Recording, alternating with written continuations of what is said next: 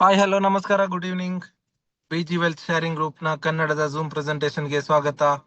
So ಯಾರೆಲ್ಲ ಇವತ್ತು ಹೊಸಬ್ರು ಈ ಒಂದು ಲಿಂಕ್ ಅನ್ನ ಯುಟಿಲೈಸ್ ಮಾಡ್ಕೊಂಡು ಈ ಒಂದು ಝೂಮ್ ಅಲ್ಲಿ ಇದ್ದೀರಾ, ಫಸ್ಟ್ ಆಫ್ ಆಲ್ ನಿಮ್ಮನ್ನ ವೆಲ್ಕಮ್ ಮಾಡ್ತೀನಿ. ಯಾಕಂದ್ರೆ ನಿಮ್ಮ ಫ್ರೆಂಡ್ಸ್ ಆಗಿರ್ಬೋದು, ಕೊಲೀಗ್ಸ್ ಆಗಿರ್ಬೋದು, ಅಥವಾ ಫ್ಯಾಮಿಲಿ ಮೆಂಬರ್ಸ್ ಆಗಿರ್ಬೋದು, ಅಥವಾ ಅನ್ನೋನ್ ಪರ್ಸನ್ ಯಾರೋ ಈ ಒಂದು ಅಪರ್ಚುನಿಟಿ ಬಗ್ಗೆ ತಿಳ್ಕೊ ಈ ಒಂದು ಲಿಂಕ್ ಅನ್ನ ಕಳಿಸಿರ್ಬೋದು. ಸೊ ಆ ಲಿಂಕ್ ನ ಜೊತೆಗೆ ನೀವು ಬಂದಿದ್ದೀರಾ. ಫಸ್ಟ್ ಆಫ್ ಆಲ್ ನಿಮ್ಮನ್ನ ವೆಲ್ಕಮ್ ಮಾಡ್ತಾ, ಅದ್ರ ಜೊತೆಗೆ ಬಿಜಿ ವೆಲ್ತ್ ಶೇರಿಂಗ್ ಗ್ರೂಪ್ ನ ಈ ಒಂದು ಟ್ರೇಡಿಂಗ್ ಪ್ಲಾಟ್ಫಾರ್ಮ್ ನಲ್ಲಿ ತುಂಬಾ ಜನ ಈ ಒಂದು ಟ್ರೇಡಿಂಗ್ ಅನ್ನ ಮಾಡ್ತಾ ಅರ್ನಿಂಗ್ಸ್ ಅನ್ನ ಮಾಡ್ತಿರೋ ಅದೆಷ್ಟೋ ಮೆಂಬರ್ಸ್ ಈ ಒಂದು ಝೂಮ್ ಅಲ್ಲಿ ಇದ್ದೀರಾ. ನಿಮ್ಮನ್ನ ಕೂಡ ವೆಲ್ಕಮ್ ಮಾಡ್ತಾ ಇದ್ದೀನಿ. ಅದ್ರ ಜೊತೆಗೆ ಸೊ ಥ್ಯಾಂಕ್ಸ್ ಹೇಳಲೇಬೇಕು. ಇವತ್ತು ವಂಡರ್ಫುಲ್ ನಮ್ಗೊಂದು ಕನ್ನಡದ ಝೂಮ್ ಪ್ರೆಸೆಂಟೇಶನ್ ಅನ್ನ ರೆಪ್ರೆಸೆಂಟ್ ಮಾಡಿದಂತ ಬಿಜಿ ವೆಲ್ತ್ ನ ಕರ್ನಾಟಕದ ಟೀಮ್ ನ ಎಲ್ಲ ಲೀಡರ್ಸ್ಗೂ ನಾನು ಥ್ಯಾಂಕ್ ಯು ಸೋ ಮಚ್ ಹೇಳ್ತಾ ಇದ್ದೀನಿ.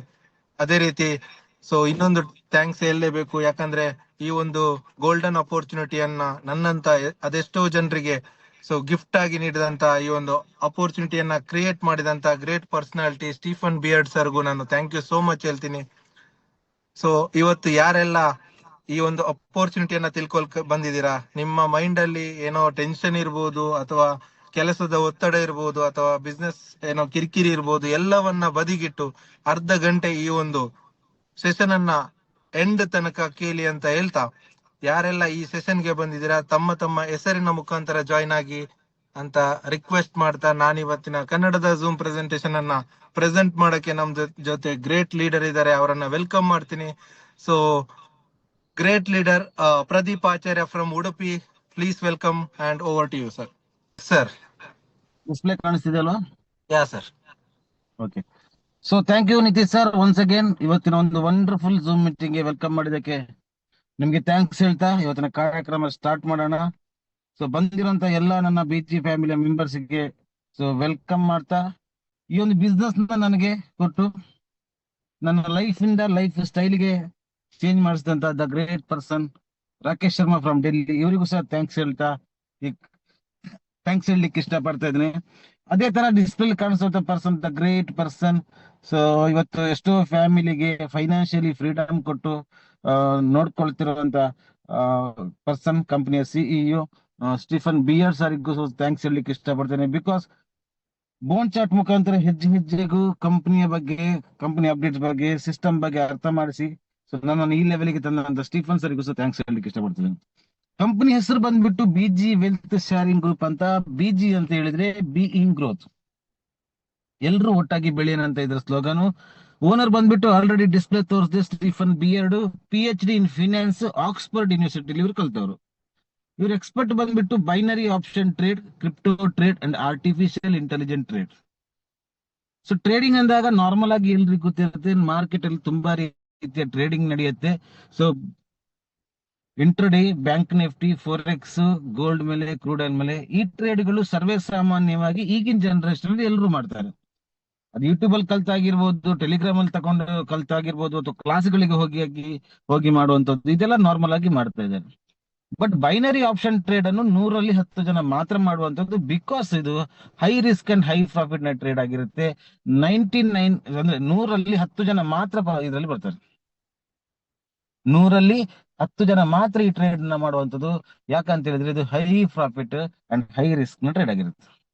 ಬಟ್ ನಮ್ಮ ಸ್ಟೀಫನ್ ಬಿಯರ್ಡ್ ಅವರು 99.6% ಅಕ್ಯುರೇಟ್ ಆಗಿ ಟ್ರೇಡ್ ಮಾಡ್ತಾರೆ. ನನ್ನ ಈ ಒಂದು 8 ತಿಂಗಳ ಜರ್ನಿಯಲ್ಲಿ ನಾನು ನೋಡಿರುವಂತದ್ದು, ಸೊ ನಾನು ಅನುಭವಿಸಿರುವಂತದ್ದು 100% ಆಗಿ ಸ್ಟೀಫನ್ ಅವರು ಅಕ್ಯುರೇಟ್ ಆಗಿ ಟ್ರೇಡ್ ಮಾಡ್ತಾರೆ. ಇವರು BTC ಅಂಡ್ USDT ಅಲ್ಲಿ ಟ್ರೇಡ್ ಮಾಡ್ತಾರೆ. ಸೊ BTC ಅಂತ ಹೇಳಿದ್ರೆ ಬಿಟ್ ಕಾಯಿನ್ 2006 2008ರಲ್ಲಿ ಮಾರ್ಕೆಟ್ಗೆ ಬಂದಿತ್ತು. ₹6 ರೇಂಜ್ ಇತ್ತು. ಇವತ್ತು ಅದರ ಪ್ರೈಸ್ ನೋಡಿದ್ರೆ ಶಾಕ್ ಆಗುತ್ತೆ. ಬಿಕಾಸ್ 1 ಕೋಟಿಗೂ ಕ್ರಾಸ್ ಆಗಿತ್ತು ಮಾರ್ಕೆಟ್ ಅಲ್ಲಿ. ಇವಾಗ ಕರೆಕ್ಷನ್ ಅಲ್ಲಿ ಇದೆ, 75 lakhs ಅಬೋವ್ ಇದೆ. ಒಂದು ವೇಳೆ 2006 2008ರಲ್ಲಿ ಯಾರಾದ್ರೂ BTC ಬಗ್ಗೆ ಕೇಳಿದ್ರೆ, ಇದ್ರ ಬಗ್ಗೆ ಯಾರಾದ್ರೂ ಹೇಳಿದಾಗ, ನೋಡೋಣ ಒಂದು ಟೆಕ್ನಾಲಜಿ ನೆಕ್ಸ್ಟ್ ಒಂದು ಜನರೇಷನ್ ಅಲ್ಲಿ ಇಂತ ಒಂದು ರೆವಲ್ಯೂಷನ್ ಮಾಡುತ್ತೆ ಅಂತ ಅಂದುಕೊಂಡು ತಕೊಂಡಿದ್ರೆ, ₹8 ₹6 ಇರುವಾಗ ₹100 ಒಂದು 6-7 ತಕೊಂಡಿದ್ರು ಸಹ ಇವತ್ತು ಅವ್ರ ಲೈಫ್ ಎಲ್ಲೋ ಹೋಗ್ತಿತ್ತು, ಸೆಟ್ಲ್ ಆಗ್ತಿತ್ತು. ಅಂದ್ರೆ ಪಾಸಿಟಿವ್ ಆಗಿ ತಕೊಂಡಿದ್ರೆ ಇವತ್ತೆಲ್ಲೋ ಕರೋಡಪತಿಗಳಾಗ್ತಿದ್ರು. ಅದೇ USDT BTC ಅಲ್ಲಿ ನಮ್ಮ ಸ್ಟೀಫನ್ ಬಿಯರ್ಡ್ ಅವರು ಟ್ರೇಡ್ ಮಾಡುವಂತದ್ದು. ಮಧ್ಯಾಹ್ನ 12 ಗಂಟೆಗೆ, ಸಾಯಂಕಾಲ 6 ಗಂಟೆಗೆ, 12 ಗಂಟೆಯಿಂದ 1 ಗಂಟೆ, 6 ಗಂಟೆಯಿಂದ 7 ಗಂಟೆ. ಈ ಟೈಮ್ ಅಲ್ಲಿ ನಿಮ್ಗೆ ಒಂದು ಕೋಡ್ ಬರುತ್ತೆ. ಬೋನ್ ಚಾಟ್ ಅನ್ನುವಂತ ಆಪ್ ಇದೆ, ಪ್ಲೇ ಸ್ಟೋರ್ ಅಲ್ಲಿ ಡೌನ್ಲೋಡ್ ಮಾಡಬೇಕು. ಡೌನ್ಲೋಡ್ ಆದ್ಮೇಲೆ ರಿಜಿಸ್ಟರ್ ಆಗಬೇಕು. ರಿಜಿಸ್ಟರ್ ಆದ್ಮೇಲೆ ಪೇಡ್ ಕಸ್ಟಮರ್ ಆದ್ರೆ ಕಂಪನಿ ಗ್ರೂಪ್ ಕ್ರಿಯೇಟ್ ಮಾಡುತ್ತೆ. BG001 ಅನ್ನುವಂತ ಗ್ರೂಪ್ ಅಲ್ಲಿ ಒಂದು ಕೋಡ್ ಬರುತ್ತೆ. ಆ ಕೋಡ್ ಅನ್ನು ನೀವು ಕಾಪಿ ಮಾಡಬೇಕು ಅಂಡ್ ಪೇಸ್ಟ್ ಮಾಡಬೇಕು. ಸೊ ಪೇಸ್ಟ್ ಮಾಡಬೇಕಾಗಿರುವಂತ ಪ್ಲೇಸ್ ಬಂದ್ಬಿಟ್ಟು DSJ ಎಕ್ಸ್ಚೇಂಜರ್. ಇದು ಆಸ್ಟ್ರೇಲಿಯನ್ ಗವರ್ಮೆಂಟ್ ಇಂದ ರಿಜಿಸ್ಟರ್ ಆಗಿರುವಂತದ್ದು. ಅದೇ ತರ ಸೆಕ್ಯೂರಿಟಿ ಎಕ್ಸ್ಚೇಂಜ್ ಕಮಿಷನ್ USA, ಇದರಿಂದನೂ ಸರ್ಟಿಫಿಕೇಟ್ ಸಿಕ್ಕಿದೆ. ಇನ್ನು ಕೆಲವು ಕಂಟ್ರಿಗಳಿಂದ ಇದಕ್ಕೆ ಸರ್ಟಿಫಿಕೇಟ್ ಸಿಕ್ಕಿದೆ. ಹಾಗಾದ್ರೆ ಎಕ್ಸ್ಚೇಂಜರ್ ಅಂದ್ರೆ ಏನು? ಎಕ್ಸ್ಚೇಂಜರ್ ಅಂತ ಹೇಳಿದ್ರೆ nothing but bank.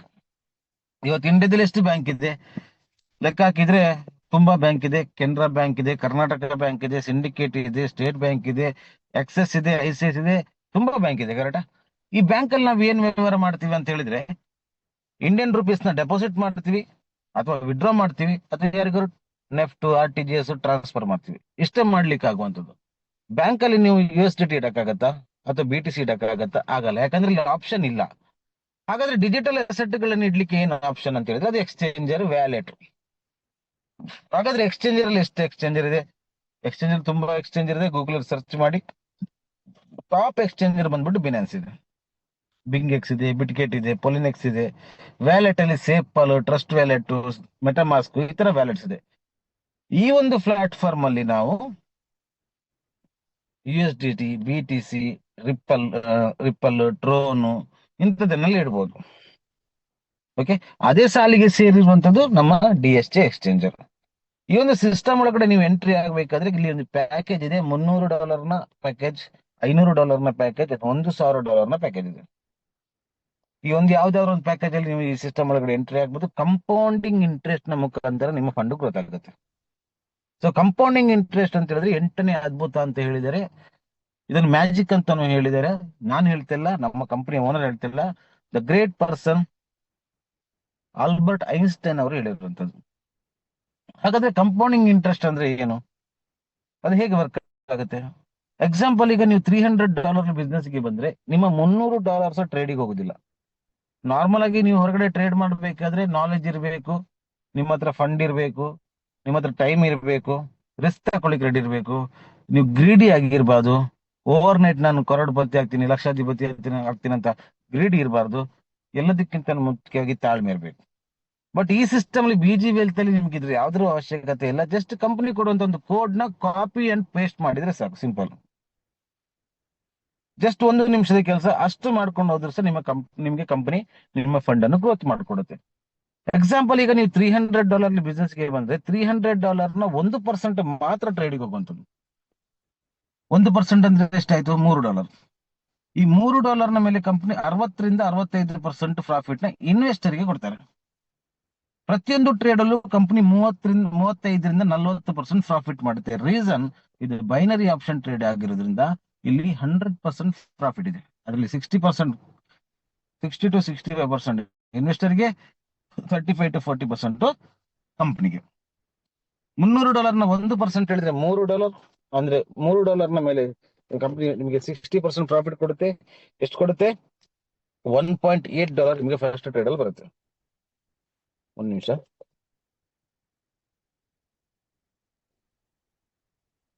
$1.8 first trade ಅಲ್ಲಿ ಬರುತ್ತೆ. ಅವತ್ತಿನ 2 ಟ್ರೇಡ್ ಇಂದ ನಿಮಗೆ ಬರುವಂತ ಫಂಡ್ ಬಂದ್ಬಿಟ್ಟು $3.6. ಇದು ಎಕ್ಸಾಂಪಲ್. $3.6 ಬಂತು. ಈ $3.6 ನಿಮ್ಮ ಪ್ರಿನ್ಸಿಪಲ್ ಗೆ ಆಡ್ ಆಗುತ್ತೆ. ನಿಮ್ ಪ್ರಿನ್ಸಿಪಲ್ ಎಷ್ಟಾಯ್ತು? $303.6 ಆಯ್ತು. $303.6 ನ 1% ಟ್ರೇಡಿಗೆ ಹೋಗುತ್ತೆ. 1% ಅಂದ್ರೆ ಎಷ್ಟು? ನಾಳೆ ಹೋಗುವಾಗ 1% ಟ್ರೇಡಿಗೆ ಹೋಗುತ್ತೆ. ಅಂದ್ರೆ ಎಷ್ಟು? 3.36 ಹೋಗುತ್ತೆ.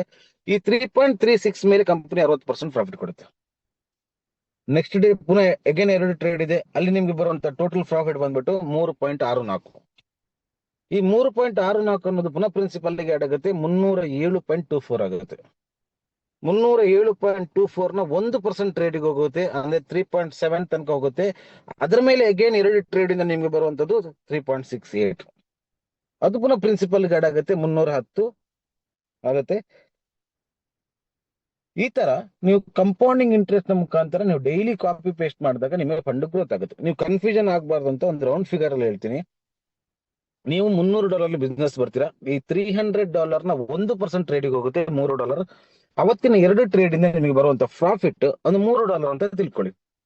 ಈ $3 ಪುನಃ ಪ್ರಿನ್ಸಿಪಲ್ ಆಡ್ ಆಗುತ್ತೆ. 300 ಎಷ್ಟಾಯ್ತು? 303 ಆಯ್ತು. 303ರ 1% ಟ್ರೇಡಿಗೆ ಹೋಗುತ್ತೆ, ಅಂದ್ರೆ 3.3 ಟ್ರೇಡಿಗೆ ಹೋಗುತ್ತೆ. ಅಲ್ಲಿಂದ ನಿಮಗೆ ಬರುವಂತ ಪ್ರಾಫಿಟ್ 2 ಟ್ರೇಡ್ ಇಂದ ಬರುವಂತ ಪ್ರಾಫಿಟ್ $4 ಅಂತ ತಿಳ್ಕೊಳ್ಳಿ. ಈ $4 ಪುನಃ ಪ್ರಿನ್ಸಿಪಲ್ ಆಡ್ ಆಗುತ್ತೆ. 303 ಇದ್ದು 307 ಆಗುತ್ತೆ.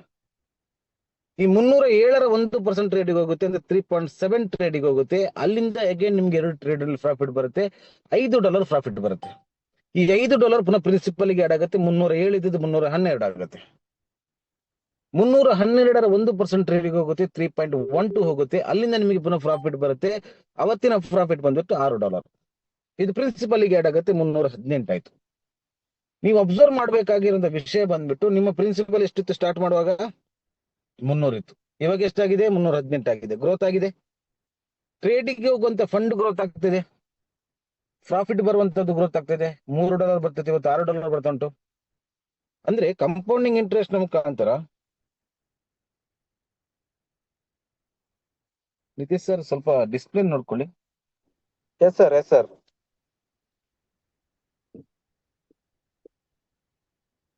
ಬರ್ತದೆ ಡಿಸ್ಪ್ಲೇ? ಹಾ, ಎಸ್ ಸರ್, ಎಸ್ ಸರ್, ಬರ್ತಿದೆ. Okay okay okay, thank you. Okay.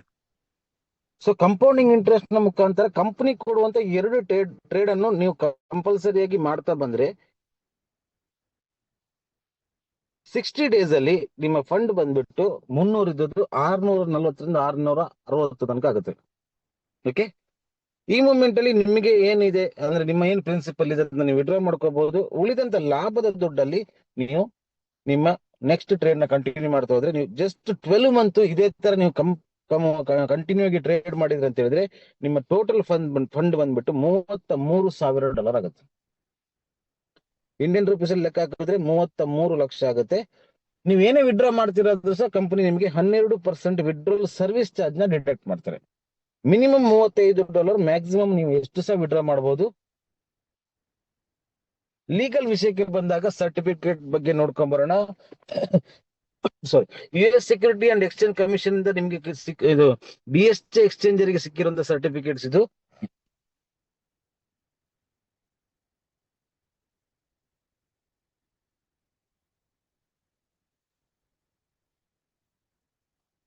Nitish sir, ಅಲ್ಲಿ ಇನ್ವೈಟ್ ಬಂದವ್ರನ್ನ ಅಡ್ಮಿಟ್ ಮಾಡಿ. ಇಲ್ಲಿ ನನಗೆ ಡಿಸ್ಪ್ಲೇ ಎರರ್ ಬರ್ತದೆ. ಎಸ್ ಸರ್, ಮಾಡ್ತಿದ್ದೀವಿ ಸರ್. ಓಕೆ. ಅದೇ ತರ US security and exchange commission ಇಂದ BG ವೆಲ್ತಿಗೂ ಸಹ ಸರ್ಟಿಫಿಕೇಟ್ ಸಿಕ್ಕಿರುವಂತದ್ದು. ಜಸ್ಟ್ ಅಬ್ಸರ್ವ್ ಮಾಡಿ. ಸೊ ಇದು RIA ಪರ್ಮಿಷನ್ ನಮಗೆ ಕಂಪನಿಗೆ ಸಿಕ್ಕಿರುವಂತದ್ದು. ಅದೇ ತರ DSA ಎಕ್ಸ್ಚೇಂಜರ್ ಅನ್ನು BG ವೆಲ್ತ್ ಇದು ಕೊಲಾಬ್ರೇಟ್ ಆಗಿರುವಂತ ಕಂಪನಿ. ಆಕ್ಚುಲಿ BG ವೆಲ್ತ್ ಅನ್ನುವಂಥದ್ದು 2018ರಿಂದ ಮಾರ್ಕೆಟ್ ಅಲ್ಲಿ ಇದೆ. ಸೊ 2022ರಂದು DSA ಎಕ್ಸ್ಚೇಂಜರ್ ಸ್ಟಾರ್ಟ್ ಆಗಿರುವಂತದ್ದು. ಸೊ DSA ಎಕ್ಸ್ಚೇಂಜರ್ ಏನ್ ಮಾಡುತ್ತೆ ಅಂತ ಹೇಳಿದ್ರೆ, ಅವರ ಎಕ್ಸ್ಚೇಂಜರ್ ನ ಡೆವಲಪ್ ಮಾಡ್ಬೇಕನ್ನೋಂತ ಉದ್ದೇಶಕ್ಕೆ BG ವೆಲ್ತ್ ಜೊತೆಗೆ ಕೊಲಾಬ್ರೇಟ್ ಆಗುತ್ತೆ.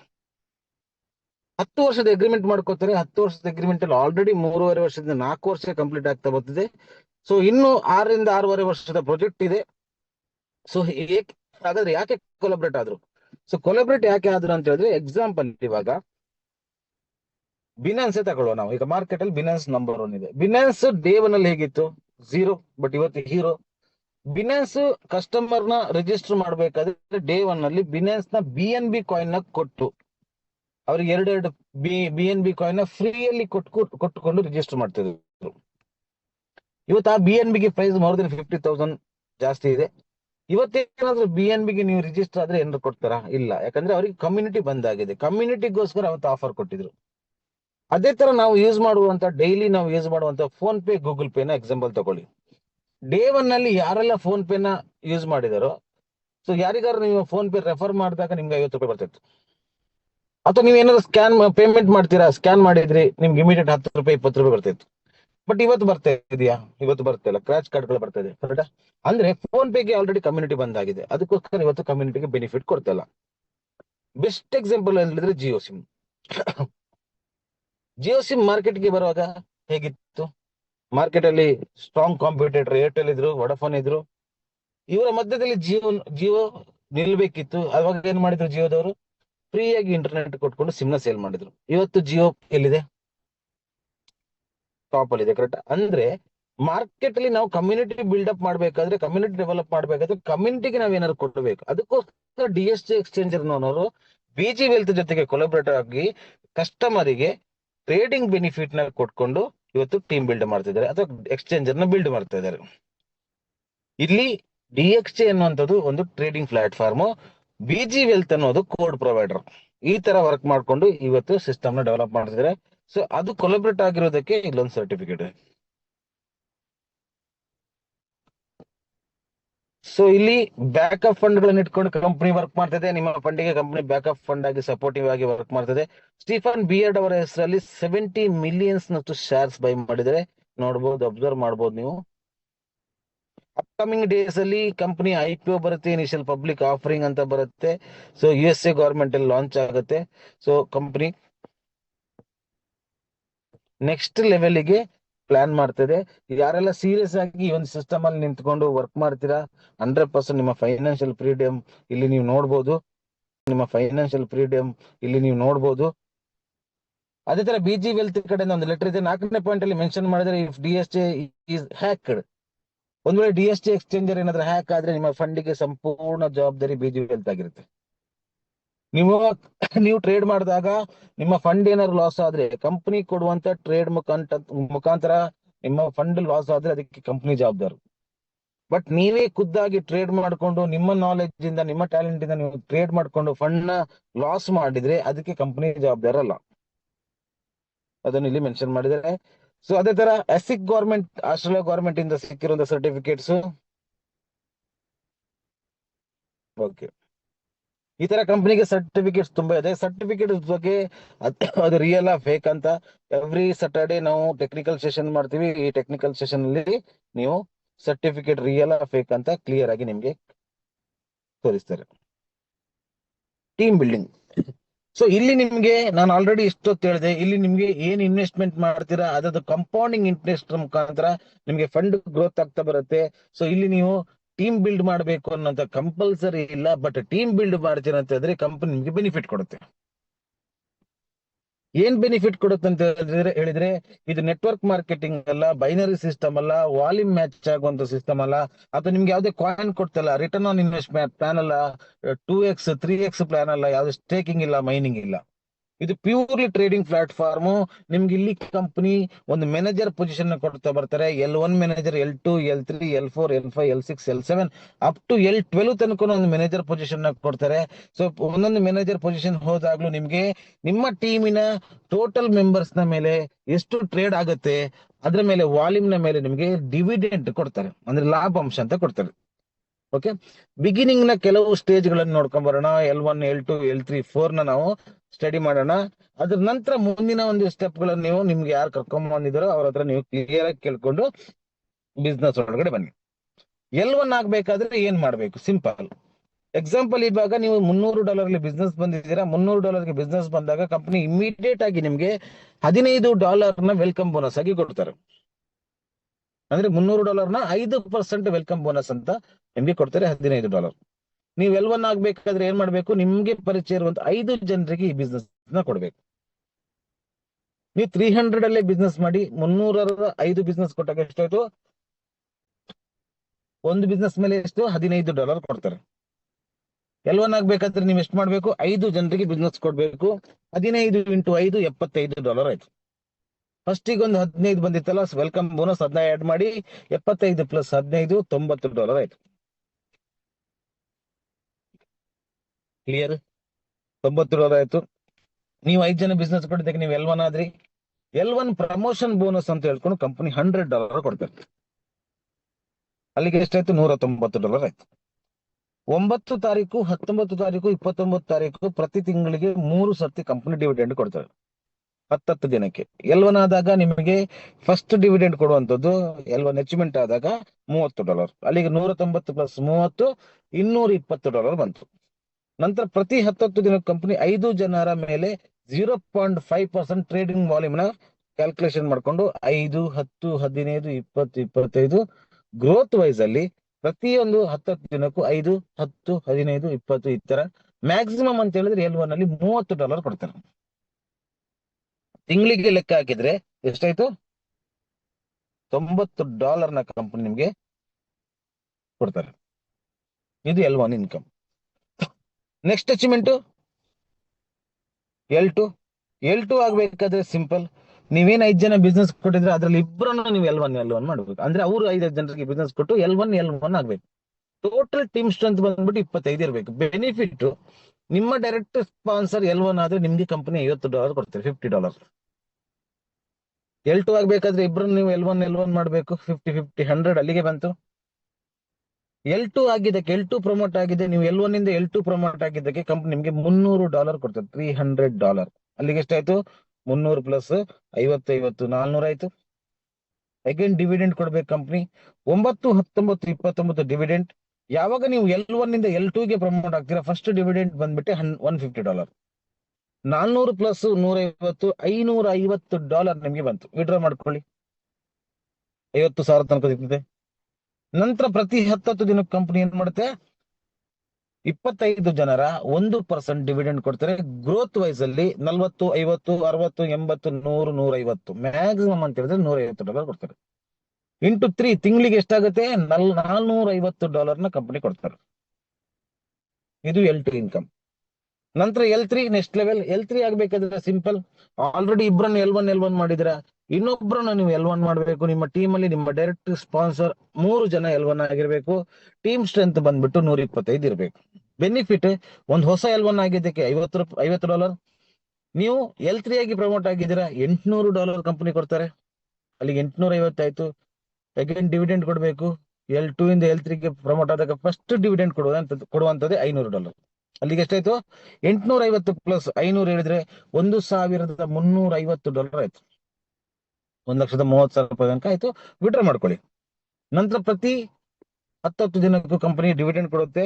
ನಿಮ್ಮ 125 ಜನರ 2% ಡಿವಿಡೆಂಡ್ ಕೊಡ್ತಾರೆ. ಅಂದ್ರೆ ಫಸ್ಟ್ಗೆ 500 ಕೊಟ್ಟರು, ನಂತರ ಗ್ರೋತ್ ವೈಸ್ ಅಲ್ಲಿ 250, 300, 400 ಮ್ಯಾಕ್ಸಿಮಮ್ ಅಂತ ಹೇಳಿದ್ರೆ $500 ಕಂಪನಿ ನಿಮ್ಗೆ ಕೊಡ್ತಾರೆ.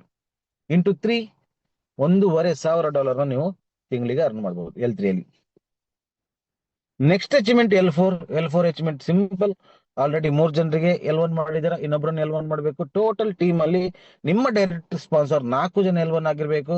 ಟೀಮ್ ಸ್ಟ್ರೆಂತ್ ಬಂದ್ಬಿಟ್ಟು 500 ಇರ್ಬೇಕು. 500 ಜನರ ಟೀಮ್ ಕಂಪ್ಲೀಟ್ ಆಗಿರ್ಬೇಕು. ಬೆನಿಫಿಟ್ ನೀವು ಒಂದು ಹೊಸತ L1 ಮಾಡಿದ್ರಿ, ಅದಕ್ಕೆ 50 ಬರುತ್ತೆ. L4 ಆಗಿ ಪ್ರಮೋಟ್ ಆಗಿದ್ದೀರಾ, L3 ಇಂದ L4 ಆಗಿದ್ದೀರಾ, $2,000 ಕಂಪನಿ ನಿಮ್ಗೆ ಬೋನಸ್ ಕೊಡ್ತಾರೆ ಫ್ರೆಂಡ್ಸ್. $2,00,000 one time bonus. ನಂತರ ಪ್ರತಿ 10 ದಿನಕ್ಕೂ ಕರೆಕ್ಟ್ ಆಗಿ ಕೇಳ್ಕೊಳ್ಳಿ, ಪ್ರತಿ 10 ದಿನಕ್ಕೂ L4 ಅಚೀವ್ಮೆಂಟ್ ಆದಾಗ ಫಿಕ್ಸ್ ಆಗಿ ಸ್ಟೇಬಲ್ ಆಗಿ ಪ್ರತಿ 10 ದಿನಕ್ಕೂ $1,200, $1,200, $3,600 ಕಂಪನಿ ನಿಮಗೆ ಫಿಕ್ಸ್ ಆಗಿ ಕೊಡ್ತಾರೆ. ಇಂಡಿಯನ್ ರೂಪೀಸಿಗೆ ಕನ್ವರ್ಟ್ ಮಾಡಿದ್ರೆ 3 ಲಕ್ಷದಿಂದ 3.5 ಲಕ್ಷ ಅಂತ ಹಿಡಿಬಹುದು. ನಾನು ಆಲ್ರೆಡಿ ಹೇಳಿದೆ ಇದು ನೆಟ್ವರ್ಕ್ ಮಾರ್ಕೆಟಿಂಗ್ ಅಲ್ಲ ಅಂತ. ರೀಸನ್ ಇಷ್ಟೇ, ಒಂದ್ಸತಿ ನೀವು L4 ಆದ್ಮೇಲೆ ಒಂದು ಸೇಲ್ಸ್ ಬಂದಿಲ್ಲ ಅಂದ್ರೂ ಸಹ ನಿಮ್ಗೆ ಕಂಪನಿ 3 ಲಕ್ಷ ಪ್ರತಿ ತಿಂಗಳು ಕೊಡ್ಲೇಬೇಕು. ಯಾಕೆ? ಕಂಪನಿ ಕೊಡುವಂತದ್ದು ಇನ್ಕಮ್, ಟ್ರೇಡಿಂಗ್ ಬೆನಿಫಿಟ್, ನಿಮ್ಮ ಟೋಟಲ್ ಟೀಮಿನ ಟ್ರೇಡ್ ವಾಲ್ಯೂಮ್ ನ 2.5% L4 ಅಲ್ಲಿ ಕೊಡ್ತಾರೆ. ಕಂಪನಿಗೆ ಹೊಸ ಸೇಲ್ಸ್ ಇಂಪಾರ್ಟೆಂಟ್ ಅಲ್ಲ, ಇಲ್ಲಿ ಇರುವಂತವರೇ ಕರೆಕ್ಟ್ ಆಗಿ ಟ್ರೇಡ್ ಮಾಡ್ಕೊಂಡಿದ್ರು ಸಹ ನಿಮ್ಗೆ ಕಂಪೌಂಡಿಂಗ್ ಇಂಟ್ರೆಸ್ಟ್ ನ ಮುಖಾಂತರ ಅವರ ಫಂಡ್ ಗ್ರೋತ್ ಆಗ್ತಾ ಇರ್ತದೆ, ಟ್ರೇಡ್ ವಾಲ್ಯೂಮ್ ಗ್ರೋತ್ ಆಗ್ತಾ ಇರ್ತದೆ. ಅದರ ಮೇಲೆ 2.5% ನಿಮ್ಗೆ ಡಿವಿಡೆಂಡ್ಸ್ ಕೊಡುವಂತದ್ದು. ಅದಕ್ಕೋಸ್ಕರ ಒಂದ್ಸತಿ L4 ಆದ್ಮೇಲೆ ನೀವು ಹೊಸ ಟೀಮ್ ಮಾಡ್ಬೇಕಾಗಿಲ್ಲ. ಜಸ್ಟ್ 500 ನ ಟೀಮ್ ಮಾಡಿದಾಗ L4 ಆಗುತ್ತೆ. ಅದ್ರ ನಂತರ ನಿಮಗೆ ಟೀಮ್ ಬೆಳಿಬೇಕಾಗಿಲ್ಲ. ಪ್ರತಿ ತಿಂಗಳು $3 ಲಕ್ಷ ಇನ್ಕಮ್ ಮಾಡ್ಬೋದು. ಇವತ್ತು ನನ್ನ ಟೀಮ್ ಅಲ್ಲಿ 4-5 ಜನ L4 ಅದಕ್ಕೆ ಜಾಸ್ತಿ ಆಗಿದ್ದಾರೆ, ಇನ್ನು ಆಗ್ತಾ ಇದ್ದಾರೆ. ಸೊ L5 ಅಲ್ಲಿ ನಿಮ್ಗೆ 7 ಲಕ್ಷ ದುಡಿಬಹುದು, L6 ಅಲ್ಲಿ ನಿಮ್ಗೆ 15 ಲಕ್ಷ ದುಡಿಬಹುದು, L7 ಅಲ್ಲಿ 30 ಲಕ್ಷ ದುಡಿಬಹುದು. ಸೊ ಇದ್ರ ಬಗ್ಗೆ ಡೀಪ್ ಆಗಿ ಇನ್ನಷ್ಟು ನಾಲೆಜ್ ಬೇಕಿದ್ದಾಗ ನಿಮಗೆ ಡೈರೆಕ್ಟ್ ಆಗಿ ಯಾರು ಕರೆದಿದ್ದಾರೆ ಅವ್ರ ಹತ್ರ ಮಾತಾಡ್ಕೊಂಡು ಅರ್ಥ ಮಾಡ್ಕೊಂಡು ಈ ಬಿಸ್ನೆಸ್ ಸ್ಟಾರ್ಟ್ ಮಾಡಿ. ಇದಕ್ಕಿಂತ ಗುಡ್ ನ್ಯೂಸ್ ಏನಂತಂದ್ರೆ ಯಾರ್ದೆಲ್ಲ ಬರ್ತ್ಡೇ ಇದೆ, ನಿಮ್ಮ ಬರ್ತ್ಡೇಗೆ ಕಂಪನಿ ಬರ್ತ್ಡೇ ಗಿಫ್ಟ್ ಕೊಡುತ್ತೆ. ಬಟ್ ಕಂಡೀಷನ್ ಇಷ್ಟೇ, ನೀವು L1 ಆಗಿರ್ಬೇಕು. L1 ಆದ್ಮೇಲೆ ನೀವು ಬರ್ತ್ಡೇ ದಿನ ಬರ್ತ್ಡೇ ಗಿಫ್ಟ್ ನ ಕೇಳಿದಾಗ ಕಂಪನಿ ನಿಮ್ಗೆ $100 ಬರ್ತ್ಡೇ ಗಿಫ್ಟ್ ಫ್ರೀ ಆಗಿ ಕೊಡ್ತಾರೆ. ಸೊ ನೀವು ಬರ್ತ್ಡೇ ಗ್ರ್ಯಾಂಡ್ ಆಗಿ ಸೆಲೆಬ್ರೇಟ್ ಮಾಡಿ. ಥ್ಯಾಂಕ್ ಯು ಹೇಳ್ತೀನಿ BGಗೆ, ಯಾಕಂದ್ರೆ ಇವತ್ತು ನನ್ನ ಟೀಮ್ ಅಲ್ಲಿ ತುಂಬಾ ಜನ ಬರ್ತ್ಡೇನ ಗ್ರ್ಯಾಂಡ್ ಆಗಿ ಸೆಲೆಬ್ರೇಟ್ ಮಾಡಿದ್ದಾರೆ because of BG wealth sharing group. So ನಿಮಗೂ ಸಹ ಅವಕಾಶ ಇದೆ, L1 ಮಾಡ್ಕೊಂಡು ಬರ್ತ್ಡೇ ಗಿಫ್ಟ್ ನ ಎನ್ಕ್ಯಾಶ್ ಮಾಡ್ಕೊಳ್ಳಿ ಅಂತ ಹೇಳ್ತಾ, ಸೊ ಈ ಒಂದು ಸಿಸ್ಟಮ್ ರನ್ ಆಗ್ತಿರೋದು ಕಂಪೌಂಡಿಂಗ್ ಇಂಟ್ರೆಸ್ಟ್ ನ ಮುಖಾಂತರ ಅಂತ ಹೇಳಿದೆ. ಕಂಪೌಂಡಿಂಗ್ ಇಂಟ್ರೆಸ್ಟ್ ನ 8ನೇ ಅದ್ಭುತ ಅಂತ ಹೇಳಿದೆ, ಮ್ಯಾಜಿಕ್ ಅಂತ ಹೇಳಿದೆ. ಸೊ ಹಾಗಾದ್ರೆ ಇದು ಹೇಗೆ ಮ್ಯಾಜಿಕ್ ಮಾಡುತ್ತೆ, ಸೊ ಇದು ಹೇಗೆ ನಿಮ್ಮ ಫಂಡ್ ಗ್ರೋತ್ ಮಾಡುತ್ತೆ? ಇದು ಡಬಲ್ ಆಗುವಂತ ಕಾನ್ಸೆಪ್ಟ್ ಅಲ್ಲ ಅಂತ ಹೇಳಿದೆ, ಇದು ಗ್ರೋತ್ ಆಗುವಂತ ಕಾನ್ಸೆಪ್ಟ್. ನಿಮ್ಗೆ ಎಷ್ಟು ಬೇಕು ಅಷ್ಟು ನೀವು ಗ್ರೋತ್ ಮಾಡ್ಕೊಳ್ಬಹುದು. ಬಟ್ ಕಂಪನಿ ಕಂಡೀಷನ್ ಇಷ್ಟೇ, ನೀವು ಡೈಲಿ 2 ಟ್ರೇಡ್ ಮಾಡ್ಬೇಕು. ಓಕೆ, ಹಾಗಾದ್ರೆ ಇದು ಗ್ರೋತ್ ಹೇಗಾಗುತ್ತೆ? ವಿಡಿಯೋ ಮುಖಾಂತರ ನಿಮ್ಮ ಮೊಬೈಲ್ ಅಲ್ಲಿ, ನಿಮ್ಮ ಗೂಗಲ್ ಅಲ್ಲಿ ಹೇಗೆ ಕ್ಯಾಲ್ಕುಲೇಟ್ ಮಾಡುವಂತದ್ದು, ಇದನ್ನು ತಿಳಿಸ್ಕೊಡ್ಲಿಕ್ಕೆ ಇಷ್ಟಪಡ್ತಿದ್ದೀನಿ. ಇದನ್ನು ತಿಳಿಸ್ಕೊಡ್ಲಿಕ್ಕೆ ನಾನು ನನ್ನ ಹೋಸ್ಟ್ ಆಗಿರುವಂತ ನಿತೀಶ್ ಸರ್ ಸಪೋರ್ಟ್ ತಕೊಳ್ಳಿಕ್ಕೆ ಇಷ್ಟಪಡ್ತಿದ್ದೀನಿ. So over to Nitish sir. Thank you very much. Thank you sir, thank you very much. ತುಂಬಾ ಅದ್ಭುತವಾಗಿ ಸೊ ಎಲ್ರಿಗೂ ಅರ್ಥ ಆಗೋ ರೀತಿಯಲ್ಲಿ ನಮ್ಗೆ ಈ ಒಂದು ಪ್ರೆಸೆಂಟೇಶನ್ ಅನ್ನ ಪ್ರೆಸೆಂಟ್ ಮಾಡಿದೀರಾ. Thank you very much. ನಿಮ್ಮ ಸಪೋರ್ಟ್ ಇದೇ ತರ ಇರ್ಲಿ ಅಂತ ಕೇಳ್ಕೊಳ್ತಾ, ಮೈ ಡಿಯರ್ ಫ್ರೆಂಡ್ಸ್, ಯಾರೆಲ್ಲ ಇವತ್ತು ಈ ಒಂದು ಪ್ರೆಸೆಂಟೇಶನ್ ಅನ್ನ ಕೇಳಿದೀರಾ, ಸೊ ಪ್ರದೀಪ್ ಸರ್ ಅಂದ್ರು ಕಂಪೌಂಡಿಂಗ್ ಇಂಟ್ರೆಸ್ಟ್ ಅನ್ನೋದು ಈ ಒಂದು ಸಿಸ್ಟಮ್ ರನ್ ಆಗ್ಲಿಕ್ಕೆ ಮೇನ್ ರೀಸನ್ ಅಂತ. ಸೊ ಕೆಲವರಿಗೆ ಕನ್ಫ್ಯೂಷನ್ ಇರ್ಬೋದು, ಏನಪ್ಪಾ ಇದು ಅಂತ. ಸೊ ನಾನ್ ನಿಮ್ಗೊಂದು ವಿಡಿಯೋ ಮುಖಾಂತರ ಈ ಕಂಪೌಂಡಿಂಗ್ ಇಂಟ್ರೆಸ್ಟ್ ಕ್ಯಾಲ್ಕುಲೇಟರ್ ಅನ್ನ ನಿಮ್ಗೆ ಯಾವ ರೀತಿ ವರ್ಕ್ ಆಗುತ್ತೆ ಅಂತ ತೋರಿಸ್ತೀನಿ. ಅದ್ರ ಮೇಲೆ ನಿಮ್ಗೆ ಕಂಪೌಂಡಿಂಗ್ ಕ್ಯಾಲ್ಕುಲೇಟರ್ ಅನ್ನ ಕೂಡ ತೋರಿಸ್ತೀನಿ. ಯಾರು ಕೂಡ ಎಕ್ಸಿಟ್ ಆಗ್ಬೇಡಿ. ಕೇಳೇ ಇರ್ತೀರಾ, ಹಣಾನ ಸೆಳೆಯುತ್ತೆ ಅಂತ. ಮತ್ತೆ ಇದು ನಿಜ ಕೂಡ. ಆದ್ರೆ ಅದು ಆಗ ಮಾತ್ರ ಯಾವಾಗ ನಿಮಗೆ ಇದು ಗೊತ್ತಿರುತ್ತೋ, ನಿಮಗೆ ನಿಮ್ಮ ಹಣನ ಎಲ್ಲಿ, ಯಾವಾಗ ಮತ್ತೆ ಯಾವ್ದ್ರಲ್ಲಿ ಇನ್ವೆಸ್ಟ್ ಮಾಡಬೇಕು ಅನ್ನೋದನ್ನ ತಿಳ್ಕೊಂಡಿದ್ದಾಗ. ಮಾರ್ಕೆಟ್ ಅಲ್ಲಿ ಸಾಮಾನ್ಯವಾಗಿ ಪ್ರತಿಯೊಬ್ಬ ವ್ಯಕ್ತಿ ತನ್ನ ಹಣನ ಹಾಕಿ ಅದರಿಂದ ಒಂದು ಒಳ್ಳೆ ರಿಟರ್ನ್ ಸಂಪಾದಿಸಬೇಕು ಅಂತ ಇರ್ತಾರೆ. ಆದ್ರೆ ಅವನಿಗೆ ಇದು ಗೊತ್ತಿರೋದಿಲ್ಲ, ಅವನು ತನ್ನ ಹಣನ ಎಲ್ಲಿ ಇನ್ವೆಸ್ಟ್ ಮಾಡಬೇಕು ಅಂತ. ಅದಕ್ಕೆ ಬಹುಪಾಲು ಜನ ತಮ್ಮ ಹಣನ ಸೇವಿಂಗ್ ಅಕೌಂಟ್ ಅಲ್ಲಿ ಹಾಕ್ತಾರೆ, ಅಥವಾ ಯಾವ್ದಾದ್ರು ಇನ್ಶೂರೆನ್ಸ್ ಮಾಡಿಸ್ತಾರೆ, ಅಥವಾ ಅಮ್ಮಮ್ಮ ಅಂದ್ರೆ FD ಹಾಕ್ತಾರೆ. ಏನಾದ್ರೂ ನೀವು ಇದರಲ್ಲಿ ಲಾಂಗ್ ಟರ್ಮ್ ತನಕ ಇನ್ವೆಸ್ಟ್ ಮಾಡಿದ್ರು, ಆಗ ಇದು ನಿಮ್ಗೆ ಜಾಸ್ತಿ ಅಂದ್ರು 7 ರಿಂದ 8% ರಿಟರ್ನ್ ಕೊಡುತ್ತೆ. ಬಟ್ ಅದು ಒಂದು ತುಂಬಾ ದೊಡ್ಡ ರಿಟರ್ನ್ ಅಲ್ಲ. ಈ ಜಗತ್ತಲ್ಲಿ ಇಷ್ಟೆಲ್ಲ ಶ್ರೀಮಂತರಿದ್ದಾರೋ ಅವರು ಕೇವಲ ಇದಕ್ಕೆ ಶ್ರೀಮಂತರಾಗಿದ್ದಾರೆ ಯಾಕಂದ್ರೆ ಅವರಿಗೆ ತಮ್ಮ ಇನ್ವೆಸ್ಟ್ಮೆಂಟ್ ಗಳಿಂದ ಹೆಚ್ಚಿನಕ್ಕಿಂತ ಹೆಚ್ಚು ರಿಟರ್ನ್ ಪಡೆಯುವ ನಿಯಮ ಗೊತ್ತಿದೆ. ಮತ್ತೆ ಫೈನಾನ್ಸ್ ಲ್ಯಾಂಗ್ವೇಜ್ ಅಲ್ಲಿ ಅದನ್ನು ಕಾಂಪೌಂಡಿಂಗ್ ಆಫ್ ಮನಿ ಅಂತ ಕರೀತಾರೆ. ಕಾಂಪೌಂಡಿಂಗ್ ಇಂದ ಬಹುಶಃ ನೀವು ನಿಮ್ಮ ಸ್ಕೂಲಲ್ಲಿ ಓದಿರೋ ಕಾಂಪೌಂಡ್ ಇಂಟ್ರೆಸ್ಟ್ ನೆನಪಾಗ್ತಿರ್ಬೋದು. ಆದ್ರೆ ಇದನ್ನ ಅರ್ಥ ಮಾಡ್ಕೊಳ್ಳಿ, ಇದು ಕೂಡ ಸ್ವಲ್ಪ ಅದೇ ರೀತಿ ಇದೆ ಅಂತ. ಅದಕ್ಕೆ ಬನ್ನಿ ಇದನ್ನ ಒಂದು ಸ್ಟೋರಿಯ ಸಹಾಯದಿಂದ ಅರ್ಥ ಮಾಡ್ಕೊಳ್ಳೋಣ. ಬ್ಯಾಂಗ್ಳೂರಲ್ಲಿ ಒಬ್ಬರು ಮನೋಜ್ ಹೆಸರಿನ ವ್ಯಕ್ತಿ ಇರ್ತಿದ್ರು. ಮನೋಜ್ಗೆ 2 ಮಕ್ಕಳಿದ್ರು. ಒಬ್ಬನ ಹೆಸರು ಸಂಜು, ಮತ್ತೊಬ್ಬನ ಹೆಸರು ಮಂಜು ಇತ್ತು. ಅವನು ತನ್ನ 2 ಮಕ್ಕಳಿಗೆ ನಿಯಮಿತ ರೂಪದಲ್ಲಿ ಪ್ರತಿ ತಿಂಗಳು ₹100 ಪಾಕೆಟ್ ಮನಿ ಕೊಡ್ತಿದ್ದ. ಸಂಜು ತನ್ನ ಪಾಕೆಟ್ ಮನಿನ ತುಂಬಾ ಹುಷಾರಾಗಿ ಖರ್ಚು ಮಾಡ್ತಿದ್ದ, ಮತ್ತೆ ಅದರಲ್ಲಿ ಸ್ವಲ್ಪ ಹಣ ಉಳಿಸಿ ತನ್ನ ಪಿಗಿ ಬ್ಯಾಂಕ್ ಅಲ್ಲೂ ಹಾಕ್ತಿದ್ದ. ಆದ್ರೆ ಬೇರೆ ಕಡೆ ಮಂಜು ತನ್ನ ಪಾಕೆಟ್ ಮನಿನ ಏನು ಯೋಚನೆ ಮಾಡದೆ ಬೇಡದೇ ಇರೋ ವಸ್ತುಗಳ ಮೇಲೆ ಖರ್ಚು ಮಾಡ್ತಿದ್ದ. ಇದೆಲ್ಲಾ ನೋಡ್ತಾ ಅವರ ತಂದೆ ಮನೋಜ್ ಒಂದು ನಿರ್ಧಾರ ತಗೊಂಡ. ಅವನು ತನ್ನ ಮಕ್ಕಳಿಗೆ ಹಣನ ಸರಿಯಾಗಿ ಇನ್ವೆಸ್ಟ್ ಮಾಡೋದು ಮತ್ತೆ ಯೂಸ್ ಮಾಡೋದನ್ನ ಕಲಿಸ್ತೀನಿ ಅಂತ. ಅದಕ್ಕೆ ಮನೋಜ್ ತನ್ನ 2 ಮಕ್ಕಳನ್ನ ಕರೆದು ಹೇಳ್ದ, ಇವತ್ತಿಂದ ನಾನು ನಿಮ್ಮಿಬ್ಬರ ಪಾಕೆಟ್ ಮನಿ ಹೆಚ್ಚಿಸ್ತಾ ಇದ್ದೀನಿ, ಮತ್ತೆ ಅದುವೇ ಪೂರ್ತಿ 1 ವರ್ಷಕ್ಕೆ ಅಂತ ಹೇಳಿದಾಗ 2 ಮಕ್ಕಳು ತುಂಬಾ ಖುಷಿ ಪಡ್ತಾರೆ. ಆದ್ರೆ ಒಂದು ಕಂಡೀಷನ್ ಇದೆ, ನೀವು ಈ ಪಾಕೆಟ್ ಮನಿನ ಕೇವಲ 2 ತರ ತಗೋಬಹುದು. ಮೊದಲನೇದು, ನೀವು ನನ್ನಿಂದ ಪ್ರತಿ ತಿಂಗಳು ₹1,000 ತಗೊಂಡು ಹೋಗಿ. ಮತ್ತೆ ಎರಡನೇ ರೀತಿ ಏನಂದ್ರೆ, ನೀವು ಮೊದಲನೇ ತಿಂಗಳು ₹10 ತಗೊಳ್ಳಿ, ಮತ್ತೆ ಎರಡನೇ ತಿಂಗಳು 20, ಮತ್ತೆ ಮೂರನೇ ತಿಂಗಳು 40. ಅಂದ್ರೆ ಪ್ರತಿ ತಿಂಗಳು ನಾನು ಅಮೌಂಟ್ ನ ಡಬಲ್ ಮಾಡಿ ಕೊಡ್ತೀನಿ 1 ವರ್ಷದ ತನಕ. ಸ್ನೇಹಿತರೆ, ನೀವೇನಾದ್ರೂ ಅವರಿಬ್ಬರ ಜಾಗದಲ್ಲಿ ಇದ್ದಿದ್ರೆ ಆಗ ನೀವು ಮೊದಲನೇ ಆಪ್ಷನ್ ಅಥವಾ ಎರಡನೇ ಆಪ್ಷನ್ ಸೆಲೆಕ್ಟ್ ಮಾಡ್ತಿದ್ರು, ಅದನ್ನ ನನಗೆ ಕಮೆಂಟ್ ಅಲ್ಲಿ ಈಗಲೇ ತಿಳಿಸಿ. ಓಕೆ, ಈಗ ಸಂಜು ಮತ್ತೆ ಮಂಜು ಇಬ್ಬರು ತಮ್ಮ ತಂದೆಯ ಕಂಡೀಷನ್ ಒಪ್ತಾರೆ. ಆದ್ರೆ ಅಣ್ಣ